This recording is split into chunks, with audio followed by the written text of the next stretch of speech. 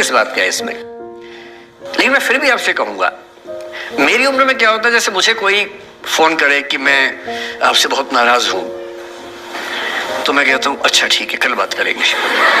नहीं, मैं आपसे बहुत नाराज हूं, मेरा दिल टूट गया है।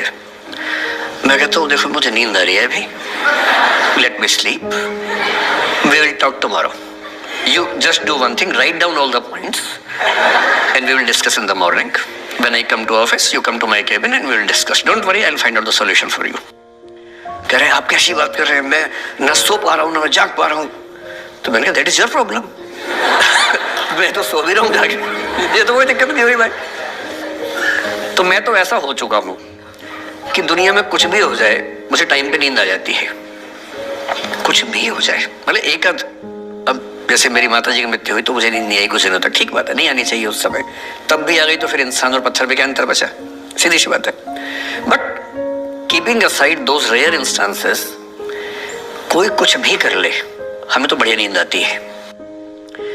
और मैं ये कहना चाह रहा हूं, मैंने ये सीखा है अपने पिताजी से और सीख सकते हैं इसको, ये केवल तुक्के की बात नहीं है, सीख सकते हैं। मेरे जो पेरेंट्स हैं, पिताजी और माँ, वो एक अनूठा कॉम्बिनेशन है। अच्छा, किसी शादीशुदा जोड़े से अकेले हम बात करके देखिए, जब वो कंफर्टेबल हो आपके साथ, आप उनको बोलिए कि मुझ में और मेरी पत्नी में या मुझ में और मेरे पति में ज्यादा चीजें मैच नहीं होती हैं। सीरियस होके बोलना, मजाक के मूड में नहीं, सीरियस मुंह बना के बोलिए, थोड़ा भरोसे में लेके। दुनिया का हर जोड़ा आपसे बोलेगा आप में तो फिर भी कुछ मैच होता है, हम में तो कुछ मैच नहीं होता, एक भी मैच। सारे जोड़े ऐसे ही चल रहे हैं, सबको लगता है कि उसका घर बढ़िया चल रहा है, मेरा ही ठीक नहीं चल रहा, क्योंकि उसका घर आपने फेसबुक पे देखा है, अच्छी अच्छी फोटो देखी है। 24 घंटे में से जो 2 अच्छे मिनट आए थे उसमें ली गई 25 फोटो में से बेस्ट फोटो फेसबुक पे आई थी, और अपने घर में आप बाकी 24 घंटे में से 2 मिनट छोड़ के बाकी देख रहे हैं। तो दूसरे का घर हमेशा अच्छा लगता है कि यार लाइफ हो तो उनके जैसी हो। तो हमारे माता पिता भी स्वभाव उनका भी थोड़ा अलग रहा, सबका है, हमारा भी है। तो मेरे पिताजी हैं मस्त मौला आदमी, जैसे कबीर दास एकदम फक्कड़ मस्त मौला आदमी, भाड़ में जाए दुनिया उस मूड में रहते हैं, नुकसानों से भाड़ में जाए। गीता का सार उन्होंने अपने मन में बिठा लिया है। उनका बड़े से बड़ा नुकसान हो जाता है तो क्या बोलते हैं, हमारा क्या था, जो लाए थे, जो लिया यहीं से लिया, जो दिया यही दिया, साथ लेके क्या जाना है, बात खत्म। कोई टेंशन ही नहीं उनको। और बाकी सब लोग टेंशन में कि अब क्या करें, ये हो गया वो हो गया, कैसे मैनेज करें। मेरी माँ को तनाव हो जाता था, और जब पिताजी ऐसे हो तो माँ को तनाव होगा, सीधी सी बात है। अगर माँ वैसी होती पिताजी तनाव में रहते हैं, तो सामान्य बात है। जब घर में एक व्यक्ति मस्त मौला हो तो बाकी लोग तनाव तो फिर बांटेंगे ना आपस में। वो बड़ा तनाव में रहती थी, उनको घर की चिंता, बच्चों की चिंता बहुत सताती थी। पिताजी भी चिंतित थे बच्चों को लेकर, जैसे कोई पिता होता है, पर उनकी नेचर थी कि ठीक है देख लेंगे जो होगा, अरे देख लेंगे, अरे भाड़ में जाओ, उस मूड में रहते हैं, आज भी रहते हैं। मेरी माँ 73 की उम्र से कुछ महीने पहले चल बसी, उनका जीवन समाप्त हुआ। मतलब मुझे नहीं पता कि जीवन क्यों समाप्त होता है, क्योंकि बड़े बूढ़े कहते हैं कि हर व्यक्ति की सांस का इतिहास है, सांसें लिखी हुई है, ईश्वर ने उतनी सांसें मिलेंगी। मुझे बहुत भरोसा इस बात में है नहीं, क्योंकि भगवान ऐसा क्यों करेगा कि जापान में सांसें ज्यादा लिखेगा और अफ्रीका में कम लिखेगा, भगवान ऐसा क्यों करेगा। और अगर सांसें पहले से लिखी हुई है तो हमारी जीवन प्रत्याशा क्यों बढ़ती जा रही है। अगर सांसें पहले से फिक्स हैं तो आजादी के समय से लेकर आज के 70 साल में जीवन प्रत्याशा लगभग 2.5-3 गुना बढ़ गई। और हम ये भी कहते हैं कि लोग खराब हैं। अगर लोग बुरे हैं तो जीवन छोटा होना चाहिए कर्मों के हिसाब से। लोग खराब हैं और जीवन बड़ा होता जा रहा है। तो मुझे उन मान्यताओं में बहुत भरोसा है नहीं कि सांसें लिखी हुई हैं। अगर सांसें लिखी होती तो मनुष्य की औसत आयु 25 साल से ऊपर नहीं होनी चाहिए थी, 25-30 मैक्सिमम। और हम 70-80 साल धूमधाम से जी रहे हैं। इसका मतलब है कि ये भगवान से ज्यादा इंसान ने लिखा है, मेडिकल साइंस ने लिखा है, वैज्ञानिकों ने लिखा है। और मैं ऐसा व्यक्ति हूं, मैं बहुत धार्मिक व्यक्ति हूं नहीं, और मैं इसको छिपाता भी नहीं हूं। मैं बहुत छिप छिप के बहुत जी लिया। मैंने ठान लिया कि मैं जैसा हूं वैसा रहूंगा। ना मुझे किसी पार्टी से मतलब है, ना किसी विचारधारा से मतलब है। मैं विचार वाला आदमी हूं, धारा वाला नहीं हूं। जिसको धारा में बहना है बहे, हम तो अकेले चलेंगे, विचार के साथ चलेंगे। जो ठीक लगता है वो बोलेंगे और वैसे ही रहेंगे। हाँ, गलत बोलने से बचता हूँ, किसी के बारे में गलत बोलना मुझे अच्छा नहीं लगता है, लेकिन जो सही लगता है वो तो बोलूंगा ना भाई। मेरे पिताजी 81 साल के हैं, अभी 81 साल के हुए कुछ दिन पहले, और एकदम मस्त मौला आदमी है, मुझसे ज्यादा युवा है। मैं 50 साल का बूढ़ा हूं, वो 81 साल के युवा हैं। उनके चेहरे की चमक, मतलब कई ट्यूबलाइट फेल है उनके सामने, ऐसी चमक चेहरे पर रहती है। क्यों रहती है? उसकी एक वजह है कि वो रोज सुबह 2-3 घंटे प्राणायाम, योग, ध्यान बहुत कुछ करते हैं। उनका भोजन इतना संतुलित है, सप्ताह में कम से कम एक बार, कभी कभी महीने में 4 से ज्यादा 6-7 बार उपवास करते हैं पूरा। वो सब चीजें उनके अभ्यास में है, जो मेरे अभ्यास में उतनी नहीं है। मैं भी कोशिश करता हूं, पर अभी उतना सफल नहीं हो पा रहा हूं। पर मेरी राय में उनके इस सुंदर जीवन का सबसे बड़ा राज ये क्षमता है कि वो हर चीज को लेट गो कर देते हैं। तनाव उनके पास आता है तो फिसल के निकल जाता साइड से, लेते ही नहीं तनाव किसी बात का। कुछ भी हो जाता है, तनाव ही नहीं लेते। और मुझे लगता है कि काश ये चीज मेरी माँ के स्वभाव में होती, कम से कम 10 साल उनका जीवन और ज्यादा तो होता। और मैं अपने अनुभव से बता रहा हूँ, बहुत विश्वास से बता रहा हूँ। मैं ना सोने जागने में नियमित व्यक्ति हूं, ना मैं बहुत कसरत करता हूं। ठीक हूं, मतलब बुरा भी नहीं हूं, ठीक हूं। मेरी उम्र के अधिकांश लोग बीपी, शुगर, बहुत बीमारियों से ग्रस्त हैं। मैं फिलहाल नहीं हूं। क्यों नहीं हूं?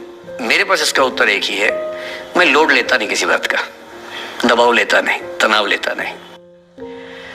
भाई अच्छा हो रहा है तो भी ठीक है।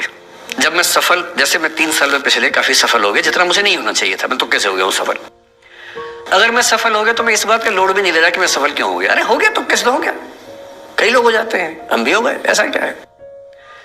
कल को नहीं रहूंगा, मान लीजिए, ऐसा हो सकता है, कल को फेल हो जाऊं कहीं। फेलियर को बचाना पता नहीं कितना मुश्किल होता होगा लोगों के लिए। मैं अपने बारे में जानता हूं, मुझे मुश्किल नहीं होने वाला, क्योंकि मैंने सफलता का लोड लिया ही नहीं अपने ऊपर। विफलता मुझे क्या प्रभावित करेगी, बहुत फर्क नहीं पड़ता है। और मैं दावे से कह रहा हूं कि यदि ये टेम्परामेंट आपका हो, जो मेरे पिताजी से मैंने सीखा है, तो आप जिंदगी में सफल कितने होंगे वो एक अलग पैरामीटर है, पर आपकी जिंदगी शानदार होगी। और जितनी जिंदगी आपकी है, जितनी सांसें आप कहते हैं कि लिखी हुई हैं, गारंटी से कह रहा हूं कि 10 साल बढ़ जाएंगे। कुछ और लोगों के आप कम कर देंगे अलग बात है, लेकिन अपने 10 साल बढ़ा लेंगे। इसलिए ये सीखना बहुत जरूरी है कि कैसे लेट गो करना है जिंदगी की चीजों को। 3-4 प्रसंग होते हैं। एक होता है कि आप किसी को बहुत चाहते हैं पर वो आपको नहीं चाहता। आपकी उम्र में ये सब तो खेल होता है, और क्या खेल होता है। मेरे घर में 2 बच्चे हैं 17 साल के, तो मैं उनको देख के समझता रहता हूँ। वो मुझसे छुप छुप के किसी से बात करते हैं और मैं छुप छुप के सुन लेता हूँ। तो उन्हें नहीं पता, मुझे तो नाम भी पता है किससे बात करते हैं, एक आध का तो एड्रेस भी पता है मुझे। और मैं तो बच्चों को बोलता हूँ कभी जाना वाना हो तो मैं ले चलूंगा, चिंता मत करना, बोल देना कि ड्राइवर साथ में आया है, टेंशन मत लेना। तो मेरे तो बच्चे मेरे दोस्त है, मैं तो बड़ा दोस्ती के भाव में रहता हूँ। मेरा एक ही बेंचमार्क है कि वो जिस उम्र में जैसे हैं मैं कैसा था, और वो मुझसे अच्छे चल रहे हैं। उससे ज्यादा उम्मीद मुझे करने में नहीं चाहिए। मैंने जो कुकृत्य 8वीं क्लास में किए थे उन्होंने 11वीं क्लास में किए, तो बहुत है। मैं ये क्यों मान के चलूं कि वो देवी देवता पैदा होंगे? मेरे ही तो बच्चे हैं भाई। जीन तो मेरे ही है, तो कैसे देवी देवता हो जाएंगे? तो ज्यादा उम्मीदें क्यों पालनी है बच्चों से भी? मैं क्यों चाहूं कि मेरा बच्चा IAS जॉब करे? क्यों करे वो? IAS में क्यों करे? उसका मन करेगा तो करेगा, नहीं करेगा तो भाड़ में है। अगर वो कहेगा कि मुझे स्टार्टअप करना, स्टार्टअप कर लो भाई। अगर वो कहेगा मुझे कुछ और नौकरी करनी है प्राइवेट सेक्टर में, तो वो कर लो। मैं क्यों ठेकेदार बनूं उसका भाई? मैं क्यों ये चाहूं कि वो मेरे रास्ते पर चले, मुझसे बेहतर बने? ये सब बेकार की बातें हैं। और पेरेंट्स, आज तो बच्चों से बात कर रहा हूं, जैसे मैं पेरेंट्स से बात करता हूं उनकी बहुत क्लास लगाता हूं कि पेरेंट होना और बच्चे का दुश्मन होना कई बार बराबर हो जाता है। और यदि आप नहीं चाहते कि आप बच्चों के दुश्मन बने, बहुत सारे लोग मन ही मन में पेरेंट्स से नफरत करते हैं, माँ बाप से नफरत करते हैं, क्योंकि माँ बाप ने पेरेंटहुड का धर्म ठीक से निभाया नहीं। उन्होंने इतनी इच्छाएं थोपी, इतने दबाव बनाए कि बच्चों को जिंदगी कई फैसले इस दबाव में करने पड़े कि मेरे पेरेंट्स ये चाहते हैं, वो बन ही नहीं पाए जो वो थे। और दुनिया में सबसे बुरी स्थिति है वो न हो पाना जो आप हैं। अपनी सहजता से दूर होना, इससे बड़ी बुरी कोई स्थिति नहीं। साहित्य में इसको खूब लिखा गया है। कामायनी एक रचना बड़ी प्रसिद्ध है जयशंकर प्रसाद की, उसमें मूल समस्या ही ये है। ज्ञान दूर कुछ क्रिया भिन्न है, इच्छा क्यों पूरी हो मन की, एक दूसरे से न मिल सके यही विडंबना है जीवन की। आपका दिमाग कुछ कहता है, दिल कुछ कहता है, कर कुछ हो रहे हैं आप। जिस व्यक्ति का दिमाग, दिल और हरकतें आपस में कनेक्टेड हैं, कंसिस्टेंट हैं, उससे ज्यादा सुखी कोई मनुष्य नहीं है। इसलिए मैं अक्सर कहता हूं कि आप खुश हैं या नहीं, इसका सबसे बड़ा पैरामीटर ये है आपका दिमाग, आपका दिल, आपकी हरकतें, आपके एक्ट्स अगर कंसिस्टेंट हैं, कोहेरेंट हैं, कनेक्टेड हैं, इंटीग्रेटेड हैं, तो आपसे ज्यादा सुखी कोई नहीं है।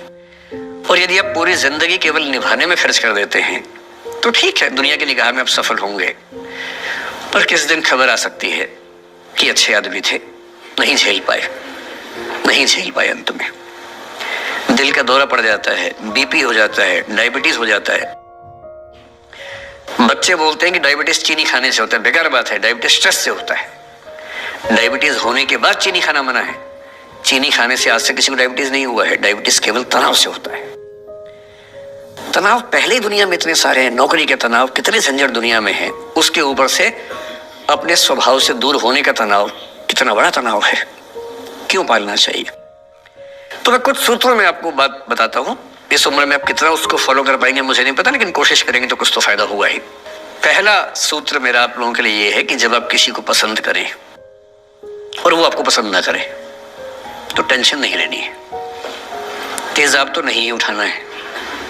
ठीक, कई लोग इस मूड में रहते हैं, मुझे पसंद नहीं करेगी, मैं राजा हूं, मैं नवाब हूं, मुझे पसंद नहीं करेगी। अरे तो क्या है भाई, नहीं पसंद हो तो नहीं पसंद हो, ये क्या बात हुई। सबसे पहले अपने अंदर से लोकतांत्रिक बनिए, डेमोक्रेटिक बनिए। जैसे आपको हक है किसी व्यक्ति को पसंद करने का, उसको भी हक है किसी को पसंद या नापसंद करने का। यदि कोई ऐसा व्यक्ति जिसको आप पसंद नहीं करते वो आपको प्रपोज करे तो आप उसको मना ही तो करेंगे। बस मना इज्जत से कीजिए, किसी को बेआबरू करके मत भेजिए। ये नहीं कि अच्छा तुम शीशा देखा है कभी, रुको आईना मेरी जेब में लो, ऐसे नहीं करना है।